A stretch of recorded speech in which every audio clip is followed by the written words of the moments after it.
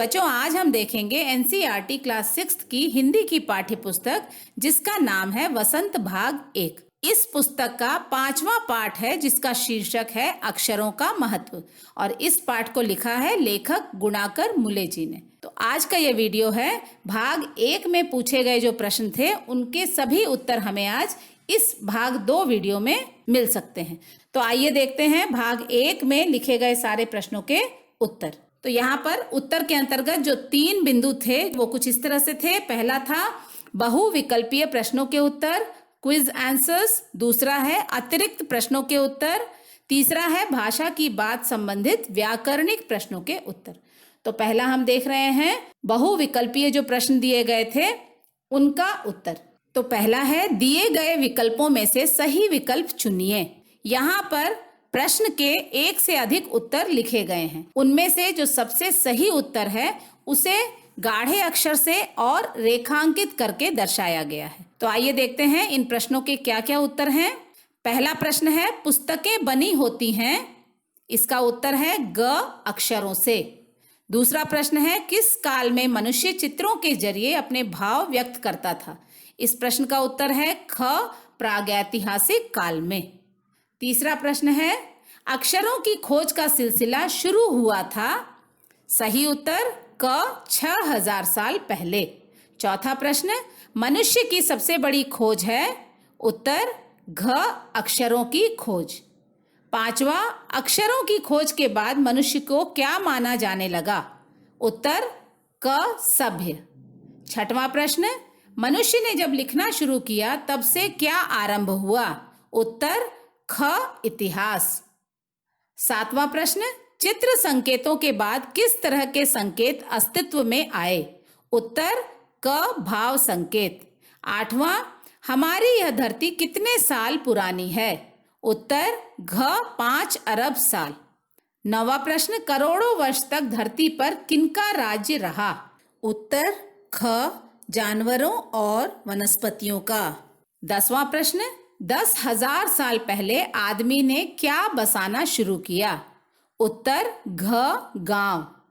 11वां प्रश्न सबसे पहले मनुष्य किससे बने औजार इस्तेमाल करता था, उत्तर क पत्थर। 12वां प्रश्न पत्थरों के बाद मनुष्य ने किससे औजार बनाए, उत्तर क तांबे और कांसे से।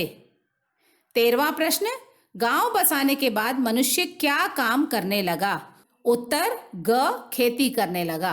14वां प्रश्न पुराने जमाने के लोग सोचते थे कि अक्षरों की खोज, उत्तर ग ईश्वर ने की है। 15वां प्रश्न अक्षरों का महत्व पाठ के लेखक हैं, उत्तर ख गुणाकर मुले। दूसरा प्रश्न है पाठ से संबंधित अतिरिक्त प्रश्न। कुछ एक्स्ट्रा क्वेश्चंस दिए गए थे आपको भाग 1 में जिनके उत्तर इस तरह से हैं। प्रश्न 1 था अक्षरों की खोज के बारे में पुराने जमाने के लोग क्या सोचा करते थे, उत्तर पुराने जमाने के लोग सोचते थे कि अक्षरों की खोज ईश्वर ने की है।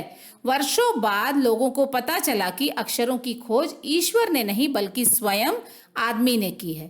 प्रश्न 2 5 अरब साल पहले हमारी धरती कैसी थी, उत्तर 5 अरब साल पहले हमारी धरती पर किसी प्रकार के जीव जंतु नहीं थे। उसके बाद करोड़ों साल तक केवल जानवरों और वनस्पतियों का ही धरती पर राज्य रहा। इस धरती पर आदमी का जन्म करीब 5 लाख साल पहले हुआ।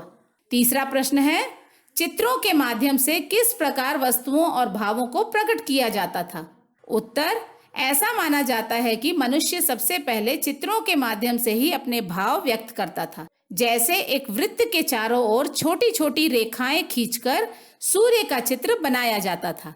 बाद में इस सूर्य के चित्र से ही भावों को व्यक्त करते हुए ताप या धूप को भी प्रदर्शित किया जाता था। चौथा प्रश्न है अक्षरों की खोज मनुष्य की सबसे बड़ी खोज क्यों मानी जाती है, उत्तर अक्षरों की खोज मनुष्य की सबसे बड़ी खोज मानी जाती है क्योंकि अक्षरों की खोज के बाद ही मनुष्य अपने विचारों को लिख कर रखने लगा। इन लेखों को पढ़कर एक पीढ़ी के ज्ञान का इस्तेमाल दूसरी पीढ़ी भी करने लगी। इतिहास लिखने की शुरुआत भी अक्षरों की खोज के बाद ही प्रारंभ हुई। अक्षरों की खोज के बाद मानव का विकास तेजी से होने लगा। अब व्याकरण पर आधारित जो प्रश्न है उनमें पहला प्रश्न आता है, दिए गए शब्दों में से उपसर्ग और मूल शब्द अलग करते हुए मूल शब्द का अर्थ लिखिए। पहला जो शब्द है वो है असफल, उपसर्ग अ, मूल शब्द सफल, मूल शब्द का अर्थ है जो सफल ना हो। ख अनुचित, उपसर्ग अ, मूल शब्द उचित, मूल शब्द का अर्थ जो उचित ना हो। ग अपरिचित, उपसर्ग अ, मूल शब्द परिचित, मूल शब्द का अर्थ जो परिचित ना हो। घ अदृश्य, उपसर्ग अ, मूल शब्द दृश्य और मूल शब्द का अर्थ जो दिखाई न दे। च अनावश्यक, उपसर्ग अ, मूल शब्द आवश्यक, मूल शब्द का अर्थ जो जरूरी न हो। छ अनिच्छा, उपसर्ग अ, मूल शब्द इच्छा, मूल शब्द का अर्थ बिना रुचि या इच्छा के। ज असमर्थ, उपसर्ग अ, मूल शब्द समर्थ, मूल शब्द का अर्थ जो समर्थ न हो। झ अप्रसन्न, उपसर्ग अ, मूल शब्द प्रसन्न, मूल शब्द का अर्थ जो प्रसन्न न हो। इसके बाद का जो प्रश्न है वो विशेषण और उसके भेदों पर आधारित है। यहाँ पर विशेषण के दो भेद, संख्यावाचक विशेषण और परिमाणवाचक विशेषण पर आधारित कुछ प्रश्न दिए गए हैं। आइए हम पहले देख लेते हैं संख्यावाचक विशेषण और परिमाणवाचक विशेषण क्या होते हैं। पहला है, जो शब्द संज्ञा की संख्या का बोध करवाते हैं उन्हें संख्यावाचक विशेषण कहा जाता है। उदाहरण, 5 आदमी, 2 दर्जन केले, दूसरी कक्षा, दुगुना पैसा। यहाँ पर आदमी, केले, कक्षा और पैसा संज्ञा हैं और इनके आगे जो शब्द लिखे हैं वो इन संज्ञा के संख्या के बारे में बता रहे हैं, उनके नंबर्स के बारे में बता रहे हैं। वो है 5, 2 दर्जन, दूसरी और दुगुना। तो ये सभी संख्यावाची जो शब्द हैं वो सभी संख्यावाचक विशेषण के अंतर्गत आते हैं। दूसरा है, जो शब्द संज्ञा सर्वनाम के माप तौल का बोध करवाते हैं उन्हें परिमाणवाचक विशेषण कहा जाता है। उदाहरण के लिए, 4 लीटर दूध, 2 मीटर कपड़ा, 10 किलो गेहूं। यहाँ पर दूध, कपड़ा और गेहूं संज्ञा शब्द हैं और इनके आगे लिखे हुए जो शब्द हैं वो इनके माप के बारे में बता रहे हैं, इनके माप तौल के बारे में बता रहे हैं। जैसे कि 4 लीटर, 2 मीटर, 10 किलो। तो यहाँ पर ये जो परिमाण के बारे में बताते हुए जो ये शब्द हैं, इनकी वजह से ये सारे शब्द परिमाणवाचक विशेषण कहलाते हैं। तो आइए देखते हैं विशेषण पर आधारित जो प्रश्न दिए गए थे उनका उत्तर क्या है। रिक्त स्थानों में बॉक्स में दिए गए उचित शब्द चुनकर लिखिए। पहला है 2 क्विंटल चावल, दूसरा है चौथी कक्षा, तीसरा है 5 फीट सड़क, चौथा है 3 कटोरी खीर, पांचवा है 5 एकड़ जमीन, छठवां है 1 प्याला तेल, सातवां है 4 मीटर कपड़ा, आठवां 2 चम्मच नमक, नौवां 3 ट्रक ईंट, 10वां है 4 किलो आम, 11वां है 2 लीटर दूध। तो बच्चों, आशा है अक्षरों का महत्व पाठ से संबंधित अतिरिक्त प्रश्नों के सभी उत्तर आपको मिल गए होंगे।